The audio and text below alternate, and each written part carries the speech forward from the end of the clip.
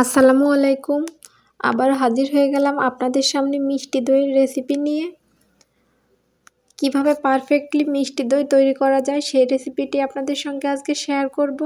আমি এই দইটি মাত্র 2 ঘন্টাতেই জমিয়েছি। চলুন তাহলে শুরু করা যাক আমাদের আজকের রেসিপি। দই তৈরি করার জন্য প্রথমে আমি দই বীজ হিসেবে টক দই নিয়েছি। এখানে আমি হাফ কাপ পরিমাণ টক দই নিয়েছি।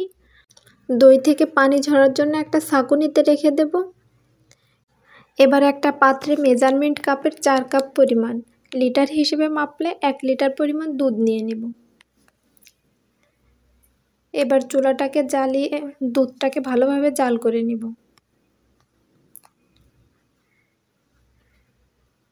দুধটাকে আমি 5-6টা বলক তুলে নিয়েছি।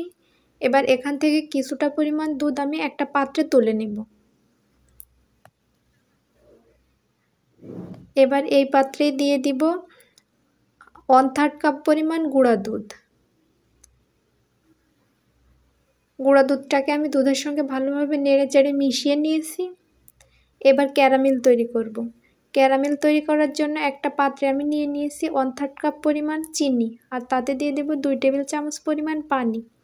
দিয়ে এটাকে কিছুক্ষণ জাল করে নেব।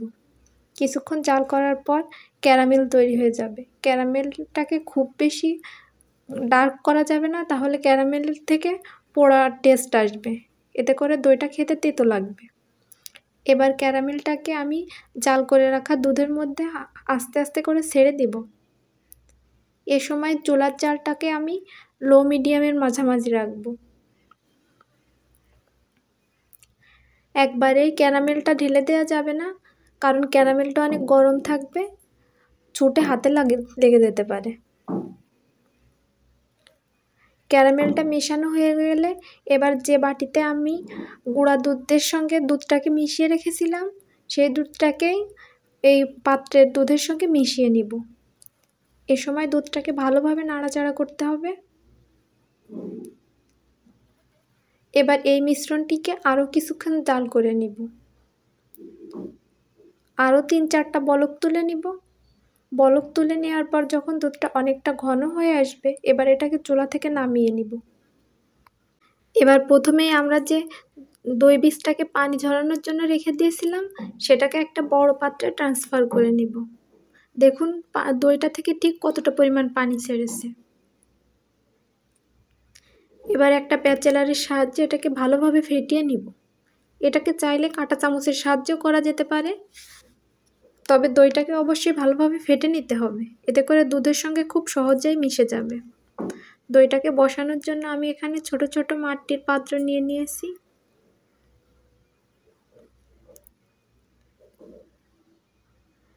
এবার ফেটিয়ে রাখা টক দইয়ের মধ্যে আমি জাল করে রাখা দুধটা দিয়ে দেব। এ সময় দুধটাকে হালকা গরম থাকতে হবে, খুব বেশি গরম থাকা যাবে না, এতে করে দুধটা ফেটে যেতে পারে। আবার খুব বেশি ঠান্ডাও রাখা যাবে না, এতে করে দইটা জমবে না। মোটামুটি একটা আঙুল এখানে চুবিয়ে 10 সেকেন্ড রাখা যায়, এরকম গরম থাকতে হবে। ভালোভাবে মেশানো হয়ে গেলে এবার আমি যে পাত্রে দই জমাবো সেখানে দইগুলোকে ঢেলে নিব। আমি দই জমানো পাত্রগুলোকে আগে থেকে দই বীজটাকে একটু হাতের সাহায্যে মেখে নিয়েছি। আপনারা যদি আমার চ্যানেলে নতুন হয়ে থাকেন তাহলে প্লিজ আমার চ্যানেলটিকে সাবস্ক্রাইব করে রাখবেন এবং পাশে থাকা বেল আইকনটি প্রেস করে রাখবেন। আর যারা ইতিমধ্যে আমার চ্যানেলটিকে সাবস্ক্রাইব করেছেন তাদেরকে অনেক অনেক ধন্যবাদ। দইগুলোকে পাত্রে ঢেলে নেওয়া হয়ে গেলে এবার আমি ছোট কাপগুলোকে একটা প্যানের উপর নিয়েছি। এবার এর উপরে একটা ভারী প্লেট দিয়ে ঢেকে দিয়েছি। এবার এর উপর একটা তোয়ালে দিয়ে তার উপর ঢাকনা দিয়ে ঢেকে দিয়েছি। এটা এমনভাবে ঢাকতে হবে যেন ভিতরে কোনো বাতাস প্রবেশ না করে বা ভিতর থেকে কোনো বাতাস বাইরে না বের হতে পারে, গরম পরিবেশ বজায় থাকে। এবার আমি বড় পাত্রকে আর একটা পাত্রের উপর নিয়ে একটা ভারী ঢাকনা দিয়ে ঢেকে দিয়েছি। এবার এটাকে আমি একটা কাঁথার ভিতর নিয়ে ভালোভাবে মুড়িয়ে নিয়েছি। আমি বড় পাত্রটাকে আর ছোট কাপগুলোকে দুইভাবে জমাবো। আমি কাপ বসানো প্যানটাকে চুলার সাইডে গরম জায়গায় রেখে দিব, আর কাঁথায় মুড়ানো বড় পাত্রটাকে ঘরের এক সাইডে গরম জায়গায় রেখে দিব।